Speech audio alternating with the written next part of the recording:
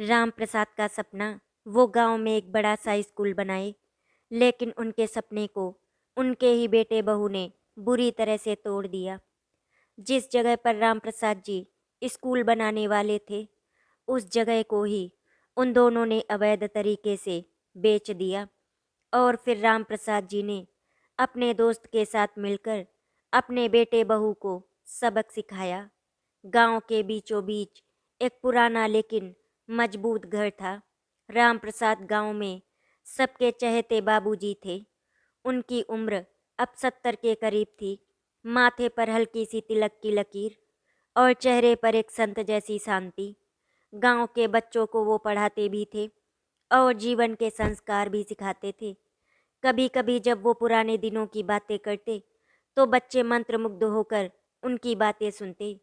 बाबूजी का एक सपना था, तालाब के किनारे की जमीन पर एक बड़ा स्कूल बनाना, जहां हर गरीब बच्चा पढ़ सके, चाहे उसके पास पैसे हों या फिर ना हों। वो हमेशा कहते, जिस दिन इस गांव के हर बच्चे के हाथ में किताब होगी, उस दिन मुझे लगेगा कि भगवान ने मुझे यूं ही सांसें नहीं दी थी। उनकी पत्नी लक्ष्मी देवी भी इस सपने को जीती थी। वो अक्सर कहती, राम प्रसाद जी, आपकी आंखों में जो सपना है वो एक दिन जरूर पूरा होगा। भगवान देर करता है पर अंधेर नहीं। उनका एक बेटा था विनय, जो बहुत ही होशियार लड़का था। बाबूजी ने अपनी जमीन गिरवी रखकर उसकी पढ़ाई कराई। अब विनय शहर में नौकरी कर रहा था। साल में 2-3 बार ही घर आता था। प्रिया नाम की लड़की से उसकी शादी हो चुकी थी, जो बहुत ही आधुनिक सोच वाली थी। शहर में पली बड़ी लड़की थी। प्रिया बाबूजी और लक्ष्मी देवी के साथ कुछ दिन तो गांव में रही, लेकिन फिर शहर के आराम की आदत ने उसे वापस खींच लिया। उस सुबह भी बाबूजी छत पर बैठे सूरज की पहली किरणों को देख रहे थे। नीचे आंगन में लक्ष्मी देवी तुलसी के पौधे में पानी डाल रही थी। आंगन में रखी लकड़ी की कुर्सी पर बाबूजी की पुरानी फाइलें पड़ी थी, जमीन के कागज, नक्शा और स्कूल का अपने हाथ से बनाया हुआ प्लान।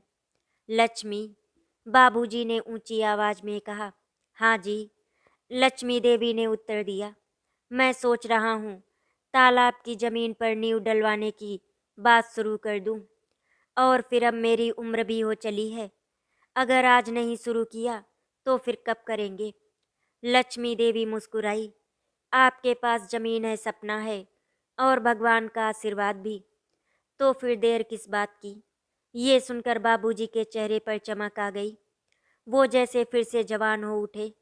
उस दिन उन्होंने जमीन पर जाकर मिट्टी अपने हाथ में ली। मिट्टी की खुशबू में जैसे उनका सपना सांसें ले रहा था। उन्होंने तालाब के पास खड़े होकर कहा, एक दिन यहीं पर बच्चों की हंसी गूंजेगी, कक्षाओं में पाठ पढ़ाया जाएगा, कोई भी बच्चा अंधेरे में नहीं रहेगा। लेकिन सपना जितना बड़ा होता है, उतनी ही बड़ी होती है उसके रास्ते में आने वाली दीवारें। कुछ ही हफ्तों बाद लक्ष्मी देवी की तबीयत अचानक बिगड़ गई। वो बिस्तर पर पड़ गई। डॉक्टर ने कहा, इलाज लंबा चलेगा और खर्चा भी बहुत आएगा। बाबूजी ने बिना सोचे समझे अपनी कुछ जमीन गिरवी रख दी। वो हर दिन प्रार्थना करते, हे भगवान, मेरी लक्ष्मी को ठीक कर दे। सपना बाद में भी पूरा कर लूँगा, लेकिन अभी मुझे मेरी लक्ष्मी चाहिए। विनय शहर में था। उसने पैसे भेजे, लेकिन इलाज के लिए खर्चे बढ़ते ही गए। महीनों तक इलाज चलता रहा। बाबूजी ने अपने सपने की फाइल अलमारी में रख दी और दिन रात बस पत्नी की सेवा में लग गए। एक दिन अस्पताल में लक्ष्मी देवी ने बाबूजी का हाथ पकड़कर कहा, राम प्रसाद जी, अगर मैं ना रहूं तो अपने सपने को मत छोड़ना। ये सपना आपका ही नहीं, हमारा भी है। बाबूजी की आंखें भर आई। उन्होंने सिर हिलाया। तुम ऐसा क्यों बोल रही हो लक्ष्मी? तुम ठीक हो जाओगी। लेकिन किस्मत को कुछ और ही मंजूर था।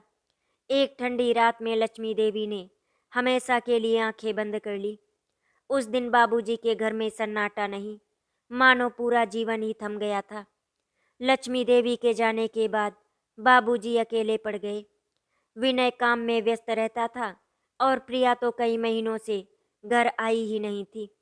आंगन में तुलसी सूखने लगी थी और बाबूजी के चेहरे की चमक भी। फिर भी वो सुबह तालाब के किनारे जाते, मिट्टी में हाथ फेरते। इससे उनको ऐसा लगता था जैसे वो अपनी लक्ष्मी से बात कर रहे हों।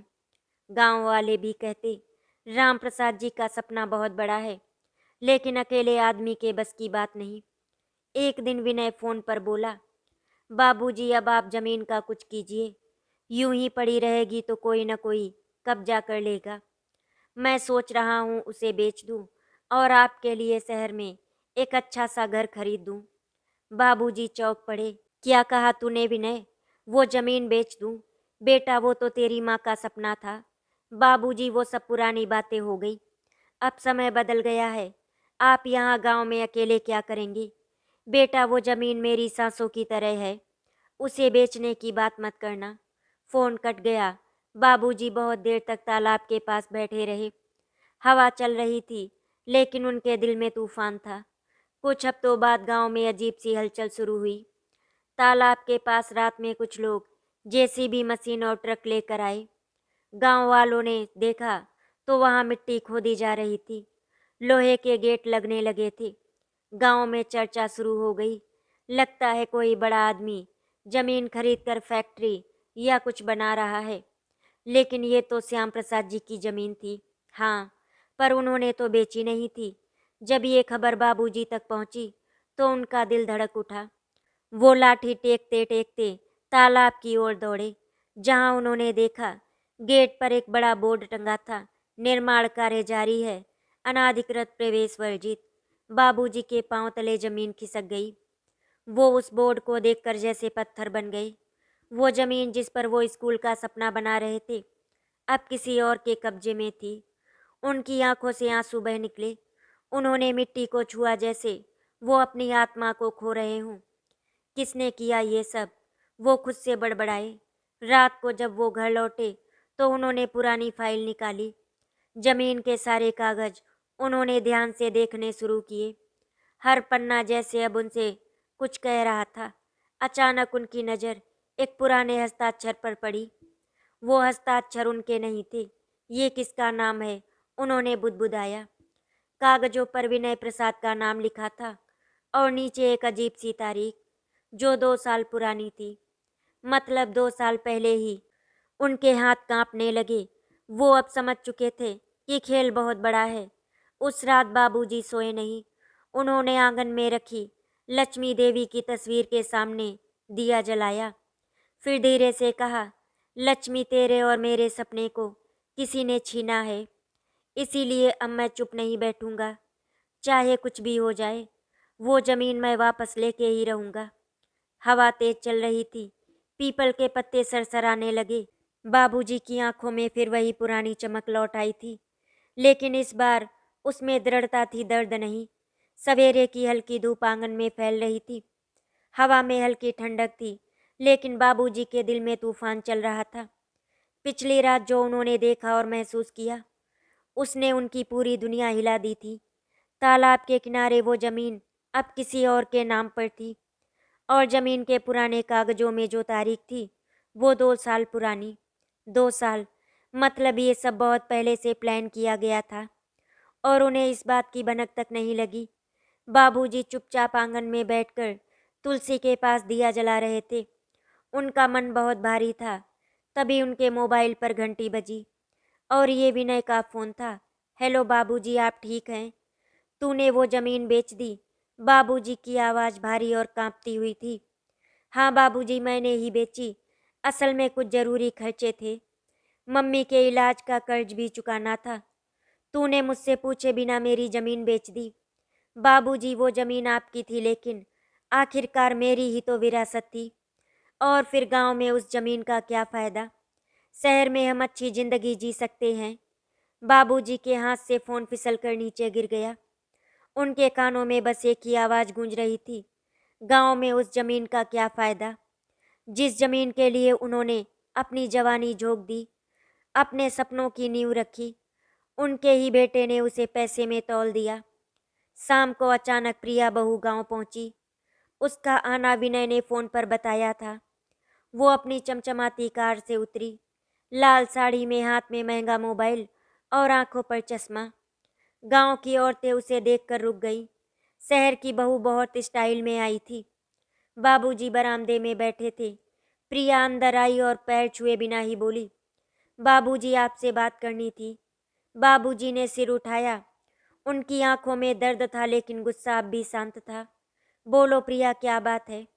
देखिए बाबूजी, आप भी जानते हैं वो जमीन अब हमारे किसी काम की नहीं थी। हमने सोचा बेचकर शहर में एक अच्छा फ्लैट ले लेंगे। आप भी तो हमारे साथ शहर में रह सकते हैं। बहू, मुझे शहर नहीं चाहिए, लेकिन बाबूजी वहाँ सुविधाएं, डॉक्टर है, सब कुछ है। गांव में क्या रखा है? बहू, गांव में मेरी सांसें हैं, मेरी लक्ष्मी की यादें हैं। वो जमीन मेरे खून पसीने की है। उसे बेचकर तू मुझे आराम का लालच दिखा रही है। प्रिया थोड़ी झेप गई लेकिन उसके चेहरे पर कोई ग्लानि नहीं थी। बाबूजी, अब समय बदल गया है। सपनों में नहीं जीते लोग, हकीकत में जीते हैं। आप भी आधुनिक सोचिए। बहू, मेरी सोच मिट्टी से बनी है। इस मिट्टी में सपने बोए थे और अब तुमने इस मिट्टी को दामों में बेच दिया। प्रिया खामोश हो गई, लेकिन उसके चेहरे पर जो भाव थे वो कहते थे, ये तो बस शुरुआत है। अगले दिन बाबूजी सीधे तहसील गए। उन्होंने जमीन का रिकॉर्ड निकलवाया। जब क्लर्क ने फाइल उनके सामने रखी तो उनकी आंखें फटी की फटी रह गईं। जमीन का ट्रांसफर विनय के नाम पर नहीं, प्रिया विनय प्रसाद के नाम पर हुआ था, और वो भी 2 साल पहले। ये कैसे हो सकता है? बाबूजी ने कांपती आवाज में पूछा। क्लर्क बोला, साहब, आपके बेटे और बहू ने आपसे एक पावर ऑफ अटॉर्नी पर साइन करवाए थे ना? उसी के आधार पर जमीन उनके नाम ट्रांसफर हुई। बाबूजी के दिमाग में बिजली सी गिरी। उन्हें याद आया, 2 साल पहले विनय और प्रिया एक बार गांव आए थे। उन्होंने बाबूजी से कुछ कागजों पर साइन करवाए थे ये कहकर कि ये बैंक लोन का कागज है, और उन्होंने आंख मूंद कर बेटे पर भरोसा कर लिया था। यानी मुझसे ही मेरे सपने पर दस्तखत करवा लिए गए। उनकी आंखों में आंसू आ गए। वो लड़खड़ाते हुए बाहर निकले। घर लौटकर उन्होंने प्रिया को बुलाया। ये सब कब हुआ बाबूजी? गरजे। क्या बाबूजी? प्रिया ने मासूम चेहरा बनाते हुए कहा, जमीन तेरे नाम पर कब की गई? वो तो विनय ने किया था। मम्मी के इलाज का खर्च था ना, तो मुझसे झूठ बोलना जरूरी था बहू। बाबूजी, आपको दुख देने का इरादा नहीं था, बस हम अपना भविष्य सुरक्षित करना चाहते थे। बाबूजी का गला भराया। तू और विनय दोनों ने मिलकर मेरे सपने पर धोखा किया है, मेरे भरोसे को तोड़ा है। इतना कहकर वो भीतर अपने कमरे में चले गए। प्रिया चुपचाप खड़ी रही, लेकिन उसके चेहरे पर कोई पछतावा नहीं था, जैसे वो इस नतीजे के लिए पहले से तैयार थी। रात को विनय का फोन आया। बाबूजी, आप नाराज हैं मुझसे? नाराज नहीं बेटा, टूटा हूँ मैं। बाबूजी, मैंने जो किया मजबूरी में किया। मजबूरी में बेटा, अपने पिता का सपना नहीं बेचा जाता। लेकिन बाबूजी, अब वहाँ स्कूल खोलने का कोई फायदा नहीं। गांव के बच्चे तो वैसे भी शहर भाग जाते हैं। आप भी चलिए हमारे साथ, आपकी देखभाल भी अच्छे से होगी। देखभाल चाहिए मुझे या इज्जत, ये तू नहीं समझेगा। बाबूजी ने फ़ोन रख दिया। उनके दिल में गुस्से से ज़्यादा एक गहरी चुभन थी। अपने ही बेटे ने धोखा दिया। अगले कुछ दिनों में जमीन पर निर्माण तेजी से बढ़ने लगा। ऊंची दीवारें खड़ी हो गईं, ट्रक आने लगे, कुछ सफ़ेद कपड़ों में बड़े लोग आने लगे। गांव वालों ने तरह तरह की बातें बनानी शुरू कर दी। सुना है वहाँ कोई बहुत बड़ा प्लांट लगने वाला है, किसी मंत्री का प्रोजेक्ट है। राम प्रसाद जी तो लुट गए। बाबूजी रोज दूर से जाकर दीवारों को देखते। वो जमीन अब उनके हाथों से फिसल चुकी थी, लेकिन उनका सपना अब भी जिंदा था। उन्होंने ध्यान से देखा। रात में कुछ अजनबी गाड़ियां वहां आती थी। एक आदमी काले सूट में आता, दरवाजे पर गार्ड होते, और फिर कोई नक्शा लेकर अंदर जाता। सब कुछ रहस्यमय था। गांव के ही स्कूल में बाबूजी के पुराने साथी शेखर मास्टर उनसे मिलने आए। राम प्रसाद भाई, सुना है जमीन का मामला गड़बड़ हो गया? हाँ शेखर, मेरे बेटे ने मेरा सपना बेच दिया। राम प्रसाद भाई, मुझे एक बात पता चली है। वो जमीन सिर्फ फैक्ट्री के लिए नहीं, वहाँ कुछ और बनने वाला है। क्या? कुछ बड़े लोग आए हैं। गांव के सरपंच को भी पैसे दिए गए हैं। ये कोई छोटा खेल नहीं है। बाबूजी की आंखों में आग जल उठी। तो अब मुझे अकेले नहीं लड़ना होगा, उन्होंने बुदबुदाया। अगले दिन पंचायत में बैठक बुलाई गई। गांव वाले इकट्ठा हुए। बाबूजी लाठी टेकते हुए पहुंचे। सरपंच और कुछ प्रभावशाली लोग वहां बैठे थे। बाबूजी बोले, मैं पूछना चाहता हूँ, मेरी जमीन पर किसकी अनुमति से निर्माण हो रहा है? आपकी जमीन अब आपकी नहीं रही श्याम प्रसाद जी, सरपंच ने ठंडे स्वर में कहा। लेकिन वो तो मेरे नाम की थी। जी नहीं, अब वो आपकी बहू प्रिया के नाम पर है और उन्होंने बेच दी है। किसे? कंपनी को, बड़ी रकम में। गांव वाले हैरान थे। बाबूजी की आंखों से आंसू बह निकले। वो बोले, मैंने उस जमीन पर स्कूल का सपना देखा था और तुम लोगों ने उसे नीलाम कर दिया। लेकिन कोई कुछ नहीं बोला। सरपंच का चेहरा साफ बता रहा था, पैसे ने मुंह बंद कर दिए थे। रात गहराई थी, आंगन में केवल एक दिया जल रहा था। वहीं तुलसी के पास, जहाँ कभी लक्ष्मी देवी पूजा किया करती थी, बाबूजी वहीं बैठ गए। हवा में ठंडक थी, लेकिन उनके सीने में आग जल रही थी। उन्होंने आकाश की ओर देखा और कहा, लक्ष्मी, अब तू नहीं है, लेकिन तेरा सपना है। वो जमीन मैं किसी को नहीं दूंगा, चाहे लड़ाई कितनी भी बड़ी क्यों ना हो। उनकी आंखों में चमक लौट आई थी। वो अकेले थे, लेकिन अब डर में नहीं, जंग में उतर चुके थे। तालाब के किनारे की जमीन अब ऊंची दीवारों में घिर चुकी थी। बाहर गार्ड, ट्रक, सीमेंट के ढेर, भारी मशीनें और भीतर छुपे राज। हर रात अंधेरे में कुछ गाड़ियां आती, कुछ लोग अंदर जाते और फिर बिना किसी को कुछ बताए लौट जाते। गांव के लोग धीरे धीरे डरने लगे थे। कोई कुछ बोलने की हिम्मत नहीं करता। सरपंच ने भी मुंह बंद कर लिया था। विनय और प्रिया तो शहर लौट चुके थे और इधर बाबूजी अकेले थे। लेकिन इस बार वो टूटे नहीं थे। उनके अंदर अब एक ठंडी आग जल रही थी। सपना छीन लिया गया, अब उसे वापस लेना है। रात को जब पूरा गांव सो जाता, बाबूजी अपनी पुरानी फाइल लेकर बैठते। लकड़ी की अलमारी में रखे धूल से भरे दस्तावेज अब उनके सबसे बड़े हथियार बन चुके थे। पुराने रजिस्टर, सरकारी आदेश, जमीन की रजिस्ट्री और एक पत्र जिसमें साफ लिखा था कि तालाब के पास की वो जमीन सरकारी अनुदान पर शैक्षणिक संस्था के लिए दी गई है। यानी उसे किसी प्राइवेट कंपनी को फैक्ट्री या बिजनेस के लिए बेचना कानूनी तौर पर अवैध था।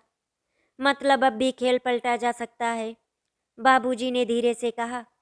उन्होंने जमीन खरीदी तो है, लेकिन उसके इस्तेमाल का अधिकार उनके पास नहीं है। उसके दिमाग में एक साफ योजना बनने लगी। सुबह सुबह वो शेखर मास्टर के घर पहुंचे। शेखर वही पुराने स्कूल में उनके साथी थे। सेवानिवृत्त हो चुके थे, लेकिन अब भी गांव में उनका आदर था। शेखर, मुझे तेरी मदद चाहिए होगी, बाबूजी ने दरवाजे पर खड़े होकर कहा। कहने की जरूरत नहीं राम प्रसाद, मैं तेरे साथ हूँ, शेखर ने तुरंत जवाब दिया। मुझे तहसील और कोर्ट का चक्कर लगाना होगा, मैं अकेले नहीं कर पाऊंगा। तू अकेला नहीं है दोस्त, ये सपना सिर्फ तेरा नहीं, पूरे गांव का है। शेखर ने गांव के कुछ भरोसेमंद लोगों को भी साथ जोड़ा। राघव, जो तहसील में क्लर्क था, और हरिया, जो पहले पटवारी रह चुका था। अब बाबूजी के पास सिर्फ सपना नहीं, एक टीम थी। कुछ ही दिनों में उन्होंने तहसील से सारे जमीन के कागज निकलवाए और वहीं से उन्हें एक और बड़ा झटका लगा। जमीन का सौदा किसी प्राइवेट कंपनी के नाम पर हुआ था और उस कंपनी के डायरेक्टर बोर्ड में प्रिया विनय प्रसाद का नाम भी शामिल था। इसका मतलब, शेखर बोला, मतलब बेटा और बहू सिर्फ जमीन बेचने वाले नहीं, वो इस पूरे खेल का हिस्सा हैं, बाबूजी ने भारी आवाज में कहा। वो कुर्सी पर बैठ गए। उन्हें वो दिन याद आया जब उन्होंने बेटे को कॉलेज भेजने के लिए अपनी जमीन गिरवी रखी थी। कैसे विनय ने रोते हुए कहा था, पापा, मैं बड़ा आदमी बनकर आपके लिए कुछ करूँगा। आज वही बेटा वही सपना बेच चुका था। वो तो पहले से जानता था। बाबूजी की आंखें भर आई। 2 साल पहले जब उसने मुझसे साइन करवाए थे, तभी से सब प्लान बना हुआ था। अब बाबूजी ने एक और कदम उठाया। रात में वो तालाब के पास जाकर छिपकर बैठने लगे। एक पुराना कुर्ता, सिर पर सफ़ेद गमछा, कोई पहचान ना सके। उन्होंने देखा कि हर रात 2 गाड़ियां आती, उनमें से कुछ लोग नीले रंग की फाइलें लेकर अंदर जाते। अंदर किसी अस्थायी ऑफिस में मीटिंग होती थी। एक रात शेखर भी साथ गया। दोनों झाड़ियों के पीछे छिपे थे। देख शेखर, वो रहा आदमी, वही रोज आता है। हाँ, ये कोई बड़ा अधिकारी लगता है। और वो आगे जो औरत खड़ी है वो प्रिया। बाबूजी की आंखें चौंधिया गई। उनकी बहू खुद रात में उस जमीन पर आई थी, कुछ कागजों पर साइन कर रही थी। मतलब वो भी पूरी तरह शामिल है। शेखर फुसफुसाया, और बेटा शहर में होगा, लेकिन उसका नाम कंपनी में डायरेक्टर के रूप में दर्ज है। दोनों ने मिलकर खेल खेला है। बाबूजी की आंखों में अब आंसू नहीं, आग थी। अगली सुबह उन्होंने सबूतों के साथ बात की। गांव वालों के सामने कागज रखे। देखो, ये मेरी जमीन की मूल रजिस्ट्री है। इसमें लिखा है शैक्षणिक संस्थान के लिए जमीन, और ये कंपनी के पेपर। इसमें प्रिया और विनय के नाम, और ये तहसील की मुहर। गांव वाले हक्के बक्के रह गए। सरपंच ने आंखें चुराई। कुछ लोग आपस में फुसफुसाने लगे, अरे मतलब बाबूजी की जमीन पर ये सब झूठा खेल हुआ है। बड़ा घपला है ये। पैसे के लिए बेटे ने अपने बाप को धोखा दे दिया। पंचायत में माहौल गर्म हो गया, लेकिन बाबूजी अब शांत थे। उन्होंने सिर्फ इतना कहा, अब ये मामला पंचायत का नहीं, अदालत का होगा। गांव में ही एक युवा वकील रहता था, अभय, जिसने शहर से लॉ की पढ़ाई की थी। वो बाबूजी की बहुत इज्जत करता था। अभय बेटा, क्या इस जमीन को वापस पाया जा सकता है? हाँ बाबूजी, अगर ये जमीन शैक्षणिक उपयोग के लिए अलॉट की गई थी, तो कोई भी प्राइवेट कंपनी इसे इंडस्ट्रियल प्रोजेक्ट में नहीं बदल सकती। मामला मजबूत है, तो चलो लड़ाई शुरू करें। वकील ने केस फाइल तैयार की, सरकारी रिकॉर्ड निकाले, पुराने आदेश, कंपनी रजिस्ट्रेशन, सब कुछ जुटाया गया। मामला सीधा जिला अदालत में दाखिल हुआ। अब ये जमीन सिर्फ एक बुजुर्ग का सपना नहीं रही थी, अब ये कानूनी लड़ाई बन चुकी थी। इस बीच विनय अचानक गांव आ गया। जब उसे पता चला कि उसके पिता ने कोर्ट में केस कर दिया है, तो वो भड़क उठा। वो सीधे घर में घुसा और चिल्लाया, बाबूजी, आप पागल हो गए हैं क्या? आप हमें ही कोर्ट में घसीट रहे हैं। मैंने तुझे नहीं, तुझसे छीने गए अपने सपने को कोर्ट में रखा है। बाबूजी ने शांत आवाज में कहा, लेकिन बाबूजी, अब जमीन किसी कंपनी की है, आप क्या कर लेंगे?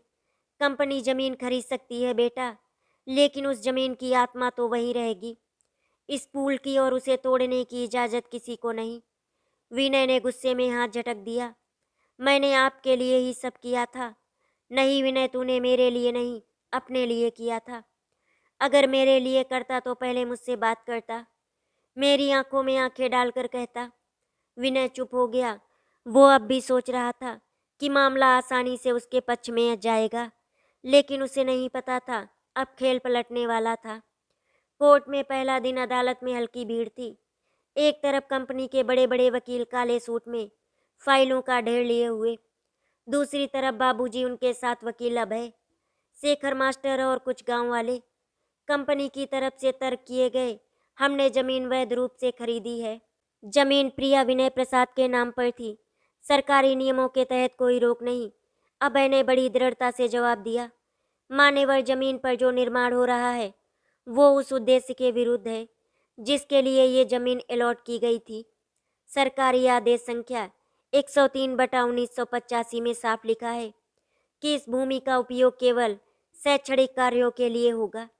किसी भी प्रकार का औद्योगिक या व्यावसायिक उपयोग अवैध है। कोर्ट में फुसफुसाहट फैल गई। कंपनी के वकील सकपका गए। जज ने अगले आदेश तक निर्माण कार्य पर रोक लगा दी। कंपनी के चेहरे उतर गए। प्रिया को भी अदालत में पेश होना पड़ा। उसके चेहरे पर पहली बार डर झलक रहा था। बाबूजी उसे देख रहे थे, वही बहू जिसे उन्होंने बेटी की तरह अपनाया था। वही बहू अब उनके सपने की दुश्मन बन चुकी थी, लेकिन उनके अंदर नफरत नहीं थी, सिर्फ दृढ़ निश्चय था। अब ये लड़ाई खत्म नहीं होगी जब तक सपना वापस ना आ जाए, उन्होंने मन ही मन कहा। कोर्ट के आदेश के बाद गांव वालों का रुख भी बदलने लगा था। जो पहले चुप थे अब साथ आने लगे। बाबूजी, हम आपके साथ हैं। ये जमीन अब किसी कंपनी की नहीं रहेगी। हम अपने बच्चों का स्कूल बनवाएंगे। शेखर ने बाबूजी से कहा, देख राम प्रसाद, तू अकेला नहीं है, अब पूरा गांव तेरे साथ है। बाबूजी ने आसमान की ओर देखा, जहां उनकी लक्ष्मी की यादें थी। आंखों में नमी थी, लेकिन होठों पर एक हल्की मुस्कान। गांव में हलचल मची हुई थी। अदालत ने तालाब वाली जमीन पर निर्माण कार्य रोकने का आदेश दे दिया था। जो लोग पहले कंपनी की ताकत से डरे हुए थे, अब उनके हौसले बुलंद थे।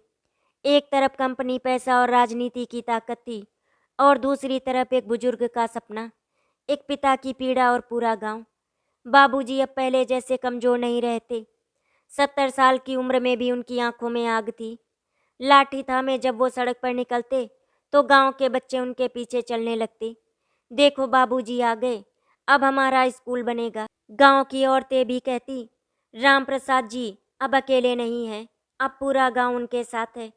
सुबह की धूप में जिला अदालत के बाहर भारी भीड़ जमा थी। गांव के लोग, मीडिया के कुछ रिपोर्टर और कंपनी के चमचमाते वकील। कोर्ट के अंदर का माहौल तनावपूर्ण था। जज ने फाइलें पलटी। कंपनी के वकील ने पूरे जोश में कहा, मान्यवर कंपनी ने जमीन वैध रूप से खरीदी है। प्रिया विनय प्रसाद नामक व्यक्ति से सभी कानूनी प्रक्रिया पूरी की गई। हम यहाँ पर एक औद्योगिक प्रोजेक्ट बना रहे हैं जिससे सैकड़ों लोगों को रोजगार मिलेगा। अभय बाबूजी के वकील शांत स्वर में बोले, मान्यवर रोजगार के नाम पर जनता को धोखा देने की कोशिश की जा रही है। इस जमीन को सरकारी रिकॉर्ड में शैक्षणिक उद्देश्य से ही आवंटित किया गया था। 1985 के आदेश में स्पष्ट लिखा है कि भूमि किसी भी रूप में व्यवसायिक प्रयोजन के लिए उपयोग नहीं की जा सकती और सबसे बड़ा अपराध, इस भूमि का ट्रांसफर धोखे से करवाना। जज ने भौवे सिकोड़ ली। क्या आपके पास सबूत है? जज ने पूछा। अभय ने फाइलों का पुलिंदा सामने रख दिया। मूल आवंटन की प्रति, तहसील के रिकॉर्ड, प्रिया और कंपनी के बीच का एग्रीमेंट, रात के गुप्त निर्माण की तस्वीरें। ये सारे सबूत दर्शाते हैं कि कंपनी और परिवार ने मिलकर कानून का उल्लंघन किया है। कंपनी के वकील बेकरार होने लगे। जज ने आदेश दिया कि प्रिया और विनय अदालत में गवाही दे। दोनों एक साथ खड़े हुए। गांव के लोग उन्हें घूर रहे थे। वो वही लोग थे जिनके बीच वो कभी आदर्श बहू बेटे माने जाते थे। जज ने सख्ती से पूछा, क्या आप मानते हैं कि जमीन आपके पिता के नाम थी और आपने उनके हस्ताक्षर से अपने नाम पर ट्रांसफर करवाई? विनय ने सिर झुका लिया। प्रिया ने कुछ बोलने की कोशिश की। हमारा इरादा गलत नहीं था, बस हम भविष्य सुरक्षित करना चाहते थे। क्या आपने ये बात अपने पिता से पहले साझा की? नहीं। क्या आप जानते थे कि ये जमीन सरकारी शैक्षणिक उद्देश्य के लिए है? जी हाँ। पूरी अदालत में सन्नाटा छा गया। गांव वाले एक दूसरे को देखने लगे। वो दिन था जब बेटे और बहू का सच पूरे गांव के सामने खुल गया। बाबूजी शांत चेहरा लिए अदालत में खड़े थे। उनकी आंखों में कोई गुस्सा नहीं था, लेकिन वो नजरिया ऐसा था जो किसी को भी अंदर तक शर्मिंदा कर दे। अभय ने एक और दस्तावेज कोर्ट में रखा। मान्यवर कंपनी ने न केवल अवैध भूमि क्रय की, बल्कि स्थानीय सरपंच और कुछ अधिकारियों को रिश्वत देकर नियम तोड़े। हमारे पास बैंक स्टेटमेंट और साक्ष्य हैं। जज ने कंपनी के वकीलों की ओर देखा। वो बुरी तरह घबरा गए। मामला अब साधारण नहीं रहा था। मीडिया भी ये सुनकर बाहर से लाइव रिपोर्ट करने लगी। ये मामला अब जमीन के स्वामित्व से आगे बढ़ चुका था। ये सरकारी नियमों के उल्लंघन और भ्रष्टाचार का मामला है, जज ने सख्ती से कहा। कुछ देर विचार विमर्श के बाद जज ने हथौड़ा बजाया और बोली गूंजी, अदालत के आदेशानुसार तालाब के पास स्थित भूमि का स्वामित्व श्री राम प्रसाद को पुनः सौंपा जाता है। कंपनी को आदेश है कि 15 दिनों के भीतर निर्माण तोड़कर भूमि खाली करे। ये भूमि मूल उद्देश्य शैक्षणिक संस्थान के लिए ही उपयोग में लाई जाएगी। कंपनी और संबंधित अधिकारियों के विरुद्ध जांच के आदेश जारी किए जाते हैं। पूरा गांव तालियों से गूंज उठा। बाबूजी की आंखों से आंसू बह निकले, लेकिन इस बार ये आंसू हार के नहीं, जीत के थे। कोर्ट से बाहर निकलते ही विनय रो पड़ा। वो दौड़कर बाबूजी के पैरों में गिर गया। बाबूजी, मुझसे गलती हो गई। मैंने पैसे की अंधी दौड़ में आपका सपना भूल गया। आपने तो मुझे सब कुछ दिया और मैंने आपका वही सपना बेच डाला। बाबूजी ने उसके सिर पर हाथ रखा। बेटा, गलती इंसान से होती है, लेकिन माफ़ी वही मांग सकता है जो अपने अंदर इंसानियत बचाए रखता है। तू लौट आया, बस इतना ही काफ़ी है। प्रिया भी रो रही थी। बाबूजी, मुझे माफ़ कर दीजिए। मैं समझ नहीं पाई कि आपका सपना सिर्फ एक स्कूल नहीं, एक विरासत है। बाबूजी ने गहरी सांस ली। मैंने ज़मीन वापस पाई है, लेकिन अब मैं चाहता हूँ कि उसे तुम लोग बनाओ, संभालो, ताकि ये सपना आने वाली पीढ़ियों तक जाए। गांव में एक बार फिर तालाब के पास मिट्टी की महक फैली थी। कंपनी की दीवारें गिरा दी गई। भारी मशीनों की जगह अब ट्रॉली में ईंटें और बच्चों के खिलखिलाने की आवाजें थी। गांव के लोग मिलकर काम करने लगे और सबसे आगे थे विनय और प्रिया। वही लोग जिन्होंने गलती की थी, अब उसी को सुधारने में अपनी जान झोंक रहे थे। बाबूजी रोज वहां बैठते, हर ईंट को अपनी आंखों से लगते देखते। शेखर मास्टर योजना बना रहे थे। 2 कमरे से शुरुआत होगी, फिर लाइब्रेरी, फिर कंप्यूटर लैब, और एक दिन ये पूरा स्कूल गांव का गौरव बनेगा। स्कूल का नाम क्या रखेंगे, एक बच्चे ने पूछा। विनय ने मुस्कुराते हुए बाबूजी की ओर देखा। नाम तो पहले से तय है, बाबूजी बोले। बाबूजी का सपना विद्यालय। गांव वालों ने तालियां बजाई, बच्चों ने झूमकर जयकारे लगाए। कुछ महीनों बाद स्कूल बनकर तैयार हो गया। उद्घाटन के दिन गांव में मेले जैसा माहौल था। रंग बिरंगे झंडे, गुब्बारे, बच्चों की हंसी, ढोल नगाड़े। विनय ने खुद हाथ जोड़कर बाबूजी को मंच पर बुलाया। बाबूजी, अगर आपने हार मान ली होती तो ये दिन कभी नहीं आता। आपने हमें भी सिखा दिया कि सपने पैसे से नहीं, जिद और विश्वास से पूरे होते हैं। बाबूजी ने कांपते हाथों से फीता काटा। उनकी आंखों में वही चमक थी जो उन्होंने पहली बार तालाब की मिट्टी उठाते वक्त महसूस की थी। वो बच्चों की भीड़ में गए, एक बच्चे के सिर पर हाथ रखा और कहा, अब ये जमीन सिर्फ मेरी नहीं, आप सबकी है। इस मिट्टी में स्कूल नहीं, सपने उगेंगे। स्कूल शुरू हो चुका था। विनय प्रबंधन देखता था, प्रिया बच्चों को पढ़ाने लगी। गांव के बच्चे अब शहर जाने के बजाय अपने ही गांव में पढ़ने लगे। वो तालाब के किनारे खेलते, दौड़ते और क्लास में जाकर नए नए सपने देखते। बाबूजी बरामदे में अपनी कुर्सी पर बैठकर रोज वो दृश्य देखते। कभी उनकी आंखों में आंसू आ जाते तो कभी मुस्कुराहट। लक्ष्मी देवी की तस्वीर के सामने दिया जलता रहता, जैसे वो भी ये सपना देख रही हूँ। शाम को विनय उनके पास आया। बाबूजी, आपने हमें नया रास्ता दिखाया। बाबूजी बोले, नहीं बेटा, रास्ता पहले से था, बस तूने आंखें बंद कर ली थी। कुछ सालों बाद बाबूजी का सपना विद्यालय गांव का सबसे बड़ा स्कूल बन चुका था। दूर दूर से बच्चे वहां पढ़ने आते। नाम में सपना लिखा था, लेकिन अब वो सपना हकीकत बन चुका था। बाबूजी रोज स्कूल के दरवाजे पर आकर बैठते। बच्चे दौड़ कर आते, उनके पैर छूते और कहते, बाबूजी हम भी बड़े होकर कुछ करेंगे। बाबूजी भी हल्की मुस्कान के साथ कहते, बस एक बात याद रखना बच्चों, सपना कोई चीज नहीं होती। सपना तो वो जिद होता है जो वक्त और पैसा भी तोड़ नहीं सकते। पीछे बोर्ड पर सुनहरे अक्षरों में चमकता नाम। बाबूजी का सपना विद्यालय अब बहुत अच्छी तरह से चल पड़ा। धीरे धीरे करके समय गुजरता गया और राम प्रसाद जी इस दुनिया को छोड़कर चले गए, लेकिन उनका सपना आज भी जिंदा है। आज भी बच्चे उस स्कूल से पढ़ लिख कर कुछ बड़ा करते हैं, जिसे देखकर राम प्रसाद जी की आत्मा को शांति मिलती होगी। आशा करती हूँ आपको हमारी कहानी अच्छी लगी होगी। अगर आपको हमारी कहानी अच्छी लगी तो वीडियो को लाइक एंड शेयर करें, चैनल को सब्सक्राइब करें। वीडियो देखने के लिए आपका धन्यवाद।